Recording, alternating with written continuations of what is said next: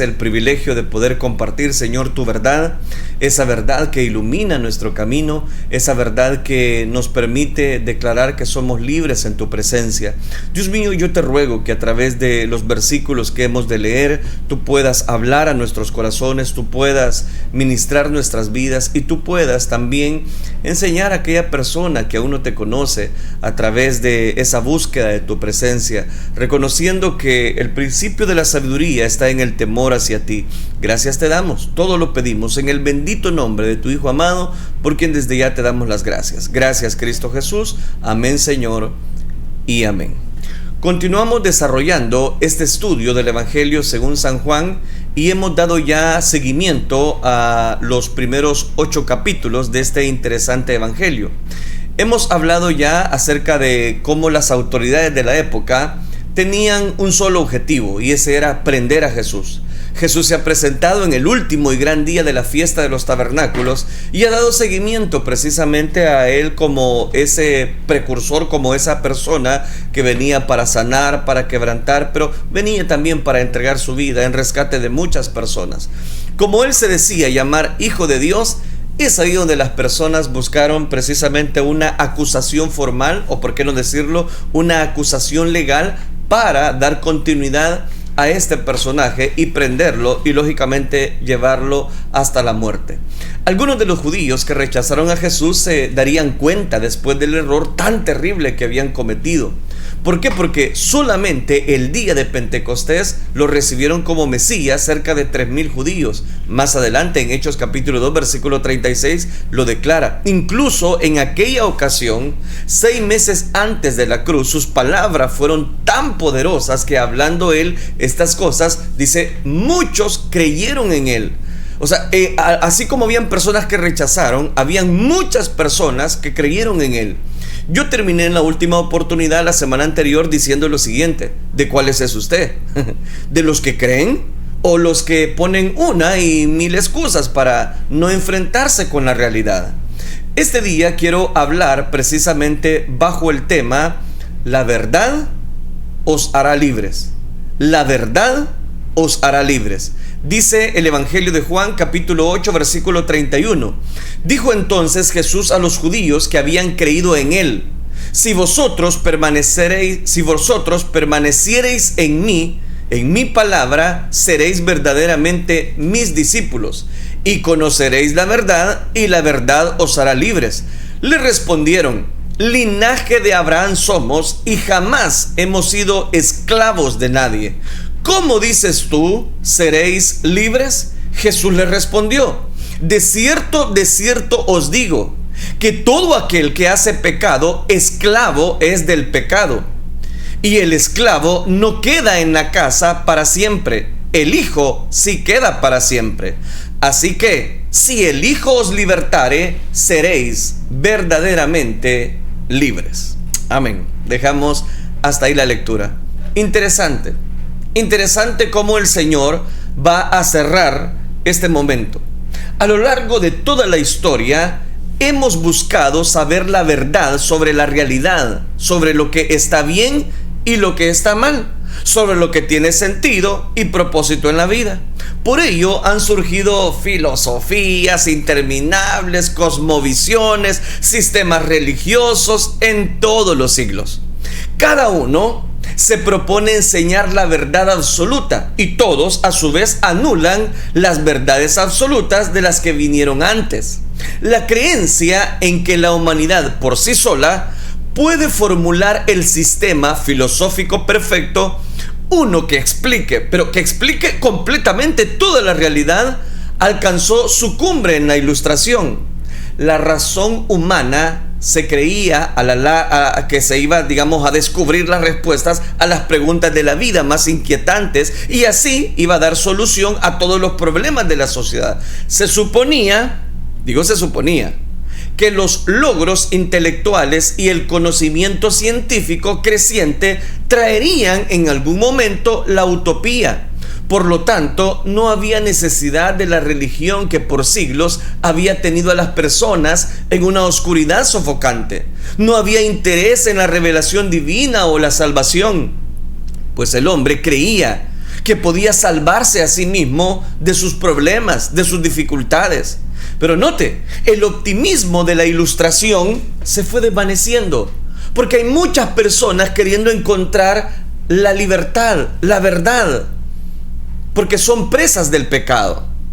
La matanza inimaginable de las dos guerras mundiales, el mal insondable del Holocausto y la realidad aterradora de la guerra nuclear sacudieron rápidamente el idealismo irreal de los siglos XV, XVI, XVII, pero en su lugar el escepticismo, el pesimismo comenzó a tomar mucha fuerza, mientras los sentimientos de incertidumbre sobre la vida y la realidad y el hombre, queriendo buscar el ser libre, se hacen cada vez más esclavos de su propia realidad.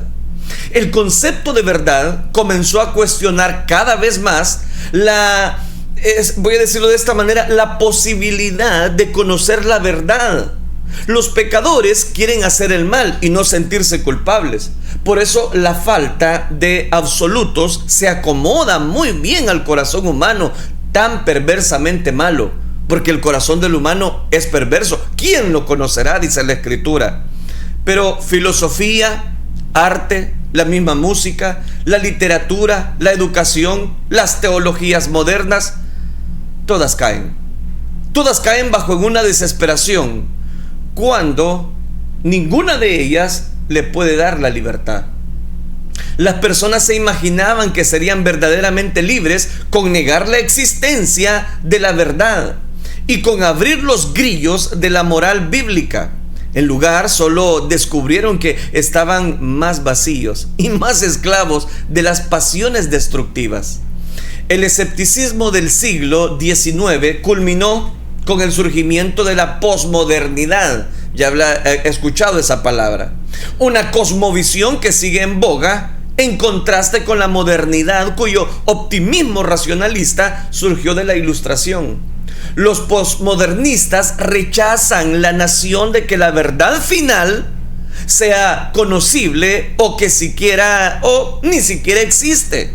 En su lugar definen, oiga esto, que las verdades de las personas son solo normas sociales que uno puede crearlas por la cultura en que vivimos. Pero así no hay verdad, no hay tal verdad. ¿Por qué? Porque son temporales, son efímeras. Lo que funcione para las personas es bueno para ellas. El reinado supremo del pragmatismo y el relativismo, irónicamente, la única certeza absoluta de los posmodernistas, que nada es absolutamente cierto. Luego, ¿qué pasa? Se ven forzados a defender su posición ideológica. Y si usted me lo permite, ilógica. La verdad universal tampoco ha dado resultados para que el ser humano encuentre su libertad. ¿Cómo los posmodernistas quieren pecar libremente? Al parecer, sobre todo en el área sexual, necesitan que cada verdad esté determinada por la cultura, por la argumentación, la inexistencia. Por lo tanto, la virtud más noble es la tolerancia con las otras perspectivas.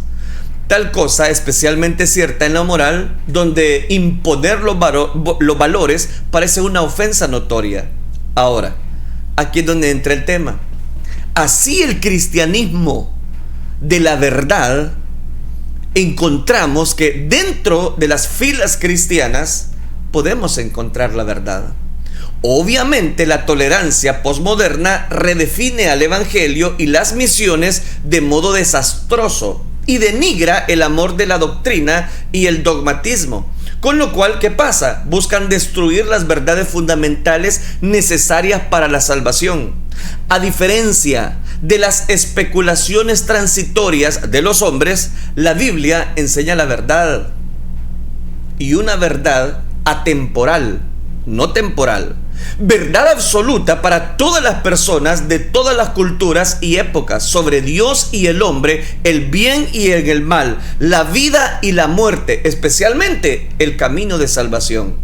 Por tanto, el cristianismo rechaza el sesgo antisobrenatural de la modernidad y relativismo de la posmodernidad. ¿Por qué le digo esto? Porque aquí es donde encontramos precisamente detalles en esta porción. Mientras el mundo se debate, si usted me lo permite, en muchos tipos de polémicas, el mundo se aferra a su propia sabiduría incierta. Pero la sabiduría del mundo es terrenal, animal y diabólica. No lo cito yo, lo dice Santiago, capítulo 3, versículo 15. El problema es cómo los hombres quieren encontrar su libertad, porque lo buscan bajo la sabiduría del mundo. Pero esa sabiduría, la misma Biblia lo declara, que es terrenal, es animal y hasta diabólica. Animal digo porque para encontrar la libertad se matan unos entre otros con tal de ser libres ellos. ¡Qué ironía! Terrenal porque no hay nada más complejo que la diversidad de pensamientos. Diabólica porque todo esto le agrada al enemigo, que las personas quieren encontrar libertad y lo que encuentran es más maldad. Los creyentes tienen en las escrituras, este es el punto, la roca sólida de la verdad divina. La misma escritura nos declara que Dios es Dios de verdad, que Jesús está lleno de verdad, que Él declaró ser el camino, la verdad y la vida, que el Espíritu Santo es el Espíritu de verdad. La Biblia es la palabra de verdad, tal como Jesús oró al Padre: santifícalos en tu verdad, tu palabra es verdad. ¿Se está dando cuenta? La verdad de Dios como Él es eterna y no cambia. La salvación tiene por la fe en la verdad precisamente. Luego los redimidos, los creyentes, los que hemos conocido la verdad, en contraste, los incrédulos están privados de la verdad, se desviaron de la verdad, siempre están aprendiendo y nunca pueden llegar al conocimiento de la verdad, resisten la verdad, apartan de la verdad el oído. Por otra parte, los creyentes adoran al Dios de verdad, no al Dios de mentira, no una ilusión, no una imagen. Están comprometidos con la verdad, obedecen la verdad, aman la verdad, amamos la verdad, hablan la verdad en amor, caminamos en verdad. De hecho, la verdad es parte central de la existencia y misión de la iglesia, que es columna y baluarte, me lo dice usted, de la verdad. El mandamiento repetido de Pablo a Timoteo: oh Timoteo, guarda lo que está encomendado, guarda el buen depósito por el Espíritu Santo que mora en nosotros. Refleja por favor la responsabilidad de proteger las verdades preciosas de las Escrituras. El tema de este pasaje es breve, pero poderoso. Es la verdad que trae libertad espiritual. El diálogo ocurrió en los meses finales del ministerio terrenal de Cristo. Jesús había reafirmado varias veces ser el Hijo de Dios y el Mesías. Había realizado milagros incontables para probar su afirmación. Aún así, el pueblo y los líderes lo rechazaban, como lo vimos en la última oportunidad. La hostilidad creciente resultó también en creciente oposición que culminó en un complot precisamente para matar a Jesús. Un complot que terminaría en la cruz en menos de 6 meses. Pero no todos eran hostiles a Jesús. El versículo 30 afirma que cuando dijo estas cosas, muchos creyeron en él. Juan capítulo 8 versículo 30. Muchos creyeron en él.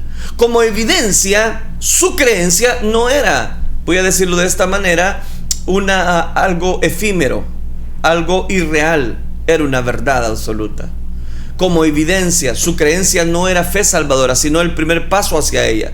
Así el objetivo del Señor en esta sección era señalar a la fe salvadora y total que habitaba en él. El tipo de fe que los haría verdaderamente libres del pecado de la muerte, de Satanás, del mismo infierno. Luego expuso la pretensión de libertad, las nociones falsas que engañan a estos judíos a creer que eran salvos de verdad. Por último, extiende la promesa de libertad, una garantía absoluta de libertad verdadera para todos los que vienen a la fe salvadora. Pero vea, encontremos, busquemos el camino a la libertad. Dijo entonces, versículo 31, dijo entonces Jesús a los judíos que habían creído en él: si vosotros permaneciereis en mi palabra, seréis verdaderamente mis discípulos, y conoceréis la verdad, y la verdad os hará libres. La respuesta de Jesús a quienes profesaban fe en él delineó el programa que lleva a la libertad espiritual: creer en él, permanecer en su palabra, conocer la verdad y ser libre. Creer en Cristo. Dijo entonces a los judíos que habían creído en él. Aquí es donde encontramos diferentes detalles. ¿Por qué? Porque él está mencionando un primer requisito para el camino de la libertad. ¿Y cuál es el primer requisito al camino de la libertad? Si vosotros permaneciereis en mi palabra. Oiga, qué interesante. Esta sección del discurso de Jesús está dirigida a quienes creen, no a quienes no creen. Claramente estas personas se inclinaban a pensar que las palabras de Jesús eran verdad, pero no estaban preparados para la lealtad de largo alcance que implica la verdadera confianza en él. Esto es un estado espiritual muy peligroso. Reconocer que la verdad está en Jesús y no hacer algo al respecto significa que nos ubicamos con los enemigos del Señor. ¿Me está entendiendo? Se lo voy a poner más claro. Es como que usted diga así: yo creo en el Hijo de Dios, pero desobedece su palabra. Ese punto intermedio no le gusta a Dios. Creer es el punto inicial de contacto con Cristo. Eso es lo primero. ¿Quiere el camino a la libertad? Crea en él. Crea en él. Pero el problema es que hasta los demonios creen y tiemblan. Entonces hay que seguir. La Biblia advierte que no toda fe salva. Más adelante Jesús va a describir a estos judíos que habían creído como esclavos del pecado. No amaban en realidad a Jesús. Todavía era, como él lo va a decir, no lo estoy inventando, ahí lo dice, eran hijos del diablo, que rechazaban creer en él, blasfemaban de él y buscaban matarlo. Juan ya había dicho en su evangelio esto, recuerde, allá en Juan capítulo 2 versículo 23 al 25. Estando Jesús en Jerusalén en la fiesta de la Pascua, muchos creyeron en su nombre, viendo las señales que hacía, pero Jesús mismo no se fiaba de ellos. ¿Por qué? Porque conocía a todos y no tenía necesidad de que nadie le diese testimonio del hombre, pues él sabía lo que había en el hombre. El Señor conoce todo. En el capítulo 6, que ya también lo analizamos, muchos de los que con emoción querían hacer rey a Jesús, ¿se recuerda? Poco después volvieron atrás, ya no andaban con él. Entonces, ese punto intermedio entre creer en la verdad y seguir la verdad, muchos se quedan. Otro ejemplo, Juan capítulo 12 versículo 42 registra las noticias alentadoras que aún de los gobernantes muchos creyeron en él. Sin embargo, su creencia no alcanzó para salvarlos, pues a causa de los fariseos no lo confesaban para no ser expulsados de la sinagoga. Le voy a poner título a estas personas: son los cristianos de la secreta. Dicen ser cristianos, pero solo ellos saben que son cristianos, porque su conducta no es la de un cristiano.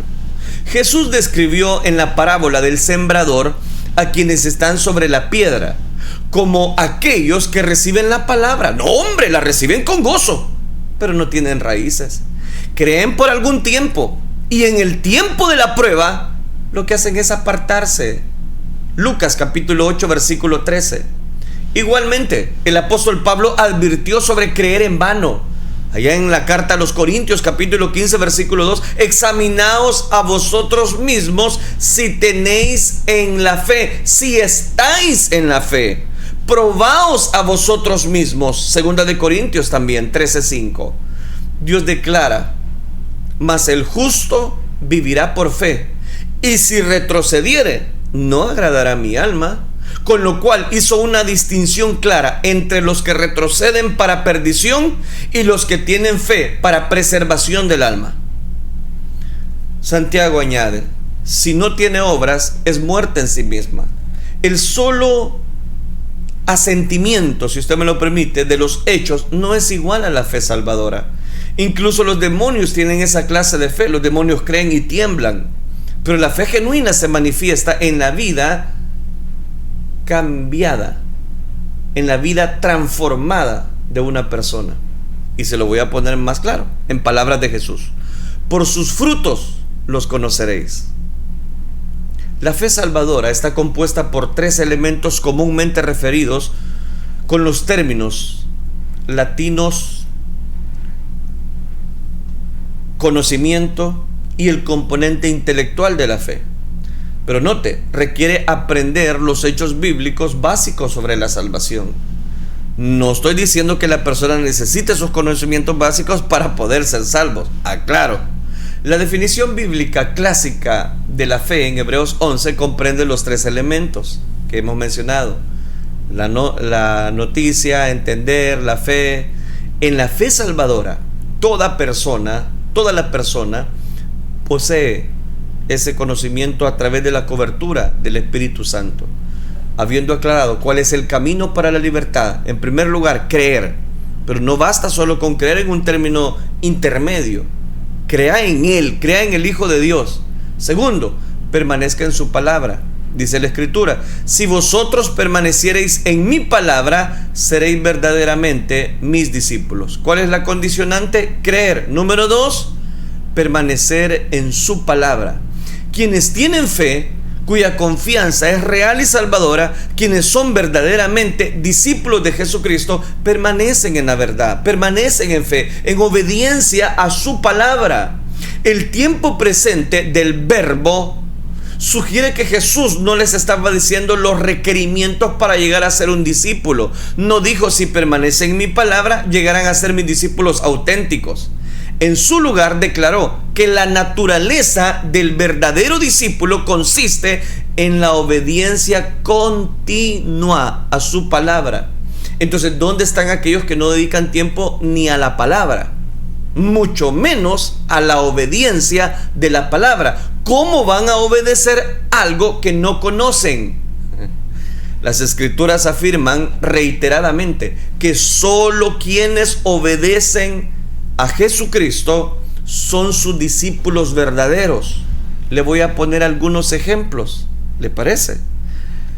Versículos. Juan 8:31, permanecer en la palabra. Si vosotros, el texto base, permaneciereis en mi palabra, seréis verdaderamente mis discípulos. Juan 14:15, si me amáis, guardad mis mandamientos. Porque todo aquel que hace la voluntad de mi Padre que está en los cielos, este es mi hermano y mi hermana y mi madre. Mateo 12:50. Pero ¿qué le parece si seguimos con este evangelio? Juan capítulo 14, versículo 23. El que tiene mis mandamientos y los guarda, ese es el que me ama. Y el que me ama será amado por mi Padre, y yo le amaré y me manifestaré a él.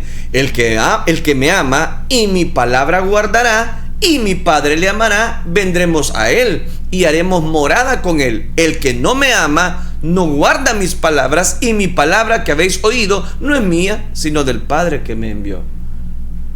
¿Se está dando cuenta? ¿Cuál es el camino para la libertad? La palabra. El guardar su palabra. Vosotros sois mis amigos, les dijo Cristo, si hacéis lo que yo os mando. Es decir, si obedecen. Juan capítulo 15, versículo 14. El que dice: yo le conozco, y no guarda sus mandamientos, el tal es mentiroso, dice Juan, y la verdad no está en él. Pero el que guarda su palabra, en este verdaderamente el amor de Dios se ha perfeccionado. Por esto sabemos que estamos en Él. En el que dice que permanece en Él, debe de andar como Él anduvo. Primera carta de Juan, capítulo 2, versículo 4 al 6. El que guarda mis mandamientos. Note, tales pasajes, creo que son suficientes, pero tales pasajes dejan claro que no puede haber una dicotomía entre aceptar verdaderamente a Cristo como Salvador y obedecerlo como Señor.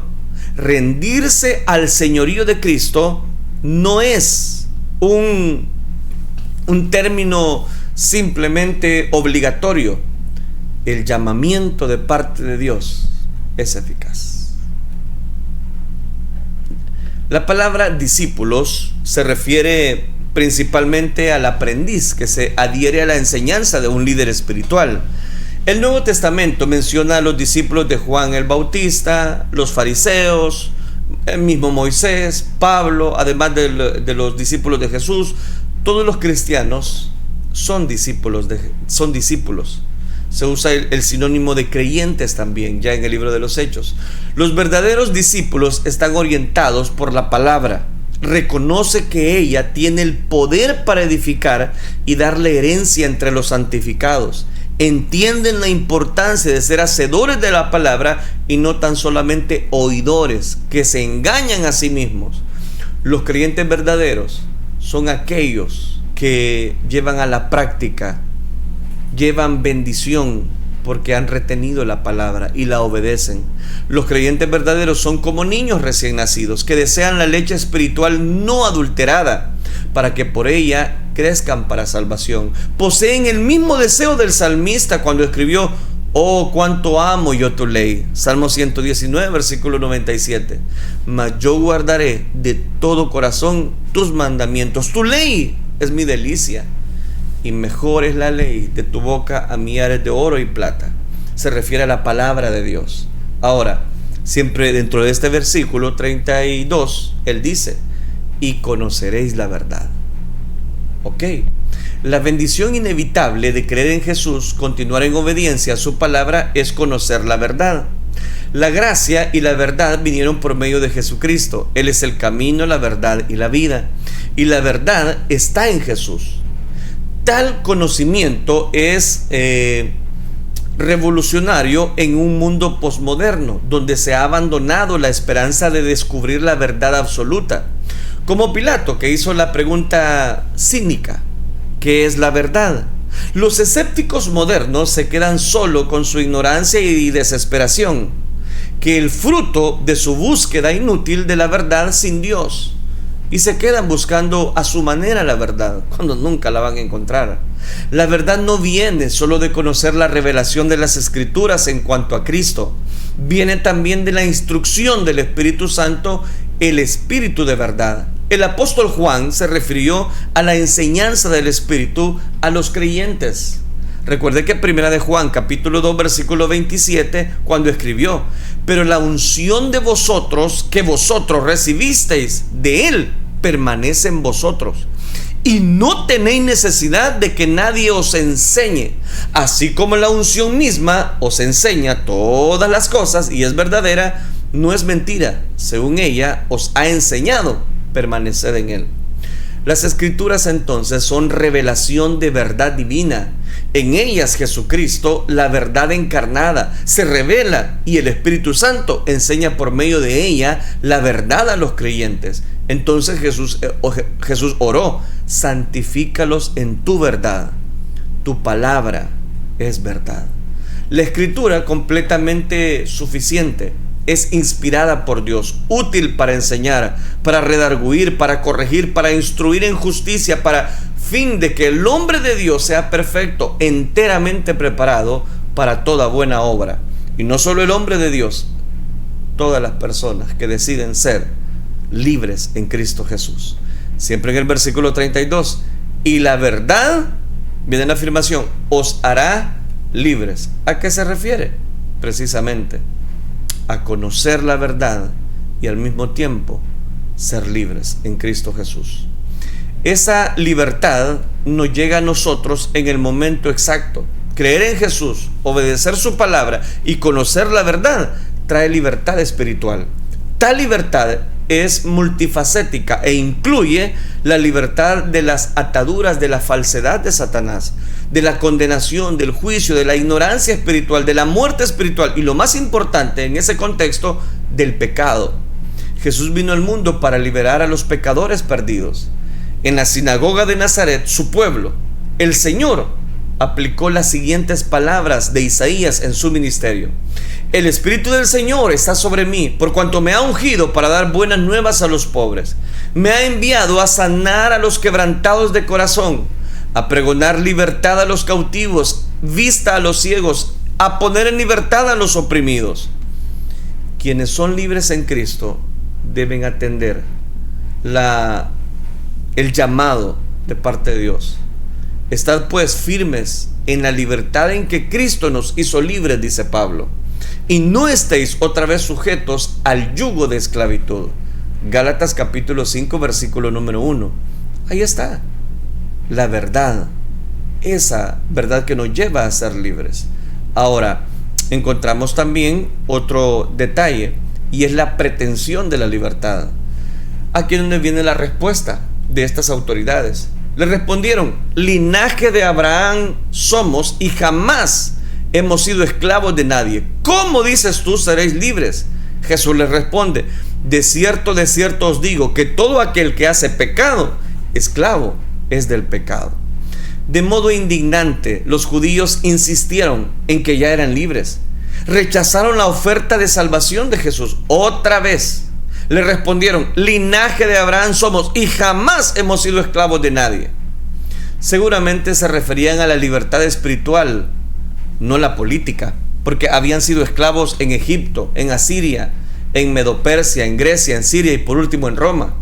La seguridad en su identidad del linaje de Abraham les daba confianza en que aún cuando tenían una atadura pagana, eran espiritualmente libres en lo nacional. Pero la libertad a la que Jesús se refería no se deriva de la identidad racial o religiosa. Pablo escribió: pues no es judío el que lo es exteriormente, ni es la circuncisión la que se hace exteriormente en la carne, sino que es judío el que lo es en lo interior, y la circuncisión del corazón en espíritu y no en letra, la alabanza de la cual no viene de los hombres, sino de Dios. Note, la respuesta del Señor a esa aseveración fue simple, pero devastadora. De cierto os digo que todo aquel que hace pecado, esclavo es del pecado. ¿Qué hace Jesús? Presenta una declaración de gran importancia. El tiempo presente del participio, que traducido verbo, hace considerar al pecado como un principio de vida, impiedad esencial, caída innata, no solamente como actos individuales. A pesar de su orgullo y sus pretensiones de libertad en superioridad moral, los judíos eran realmente esclavos del pecado. Pues el que es vencido por alguno es hecho esclavo del que lo venció. Ellos eran esclavos. Y ahí es donde encontramos precisamente la promesa de la libertad. Versículos 35 y 36. Y el esclavo no queda en la casa para siempre. El Hijo sí queda para siempre. Así que si el Hijo os libertare, seréis verdaderamente libres. El Señor usó de nuevo la analogía de la esclavitud en estos dos versículos, pero con propósitos diferentes. Su declaración, según la cual el esclavo no queda en la casa para siempre, pero el Hijo sí queda para siempre, era una advertencia. El Hijo tiene derechos permanentes en la casa, el esclavo no. Aunque los judíos eran descendientes de Abraham y así parte de una nación escogida, eran como esclavos, no como hijos, y estaban en peligro de perder para siempre los privilegios recibidos. Note qué interesante. Por eso es que Mateo capítulo 8 versículo 11 nos dice: y os digo que vendrán muchos del oriente y del occidente, y se sentarán con Abraham e Isaac y Jacob en el reino de los cielos, mas los hijos del reino serán echados a las tinieblas de afuera. Ahí será el lloro y el crujir de dientes. Solo quienes reciban a Jesucristo como el Hijo de Dios, desciendan o no de Abraham, son los verdaderos hijos de Dios. El versículo 36, Jesús reiteró la promesa del versículo 32, declaró que a quienes el Hijo os libertare, serán verdaderamente libres, como el Hijo que gobierna en la casa de Dios.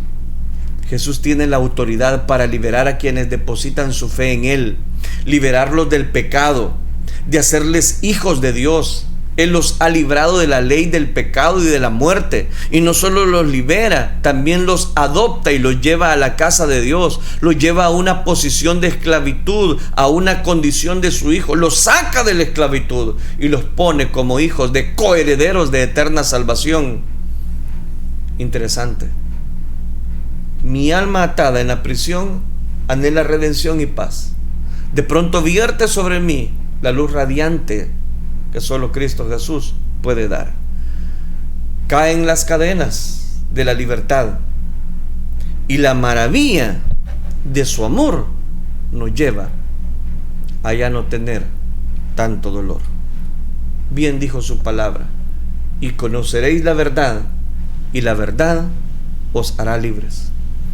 Si usted vive esclavo del pecado, si usted no encuentra qué decisión tomar, por favor, corra al que tiene la única verdad. Y la verdad está en su palabra. La verdad es Cristo. La verdad solo la encuentra en Él, no en una religión. Yo no le hablo de religión, le hablo de Cristo Jesús como el único camino de salvación. Muchas personas anhelan libertad, pero no la tienen. Que el Señor nos ayude a todos a siempre permanecer en esa libertad. Oremos. Padre nuestro que estás en los cielos, Señor, gracias te damos porque tú has sido bueno con nosotros. Nos has dado, Señor, siempre la oportunidad de poder compartir tu gracia infinita. Gracias te damos porque tú eres misericordioso, compasivo, amplio en perdonar. Nos llenas de tu misericordia. Gracias te damos, bendito Rey. A ti sea toda la gloria hoy y siempre. Gracias por el consejo de tu verdad, el cual recibimos en esta hora. No a nosotros, sino a tu santo nombre sea dada toda la gloria. Gracias, Señor, por este consejo de tu verdad. Gracias, Cristo Jesús. Amén, Señor, y amén.